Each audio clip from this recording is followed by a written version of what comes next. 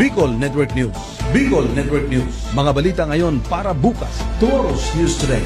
Bicol Network News. Bicol Network News. Inaugurasyon ng covered court sa Barangay Poblacion, Castilla gaganapin ngayong darating na Sabado. Di taleso ng balitang yan nasa linya. Mega Wow Patrol number 13. Gilbert Sabanal.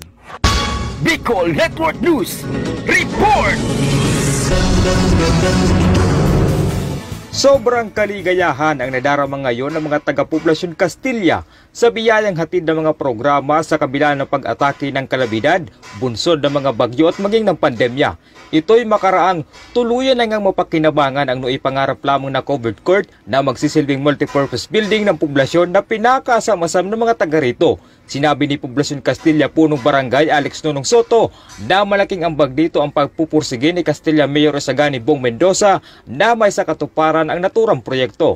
Ayon pa kay Kapitan Soto, may bonus pang proyekto ito kung saan kasama sa inaugurasyon ngayong darating na Sabado, Nobyembre 28 taong kasalukuyan ay ang formal na pagbubukas ng kauna-unahang food court na may layunin na makakapagbigay ng lugar na kakainan sa mga taga-poblasyon at maging sa mga bisita dito. Samantala, ang mga proyektong nabanggit ay kabilang sa inilunsad na plano ng Barangay Poblacion at alinsunod na rin sa progresibong Castilla programs ng kasalukuyang administrasyon ng Bayan ng Castilla.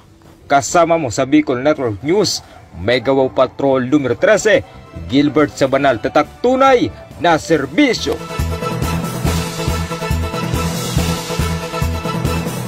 Maraming salamat Mega Wow Patrol number 13, News Director Gilbert Sabanal.